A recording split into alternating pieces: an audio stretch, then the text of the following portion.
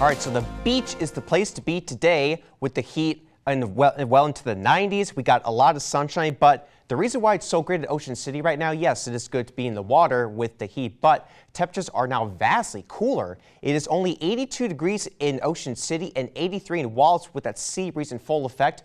Well, you go inland towards Delaware and the upper shore, look at that, 95 degrees in Easton and 97 in Dover. We're 93 degrees here in Salisbury. Weather watchers are calling in 93 degrees with Clay and Princess Anne, Joe and Bishopville 90 degrees. And how about that 94 degree reading with Chuckey and Lewis? A little bit of a westerly component to the wind over there does wonders.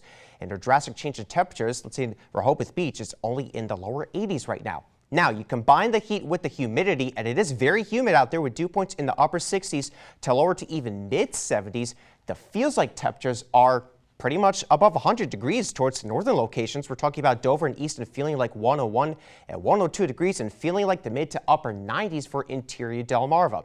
And it has been a sunny day. All the thunderstorm activity has been to our north. There have been some nasty storms in areas like New York and Connecticut, a couple of storms as well towards the west. But we're not talking about any storms for today or tomorrow. But as this cool front begins to approach the region and it will arrive to the region by Monday, ahead of that, we increase the chances for some pop-up thunderstorms tomorrow evening. Tonight, very warm and very humid. In fact, disgusting humidity levels. We're talking about temperatures only dropping in the mid to upper 70s. If you don't have adequate air conditioning, that's going to be pretty rough. So make sure you have the fans going. Air circulation certainly helps, and a dehumidifier helps as well. And it's good to have that stocked up for the summer seasons.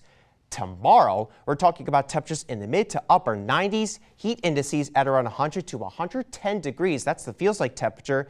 And we're going to be tracking the potential for a few thunderstorms during the dinner time hours specifically. It's also going to be breezy as well, gusts at around 30 to 35 miles per hour, not related to thunderstorms. Those will be pressure gradient induced winds. So no thunderstorms for tonight. It's a mainly clear sky.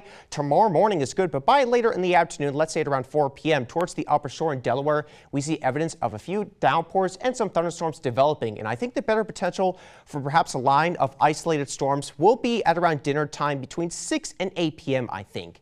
Any of these storms could be capable of heavy downpour, perhaps some gusty winds as well, but they won't be widespread. They're going to be more isolated in nature. Again, that's ahead of the cool front.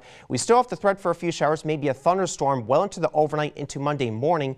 But then watch this. The actual front will move through during, let's say, at around 10, 11 a.m. or 12 p.m. as it interacts with the building instability later during the afternoon.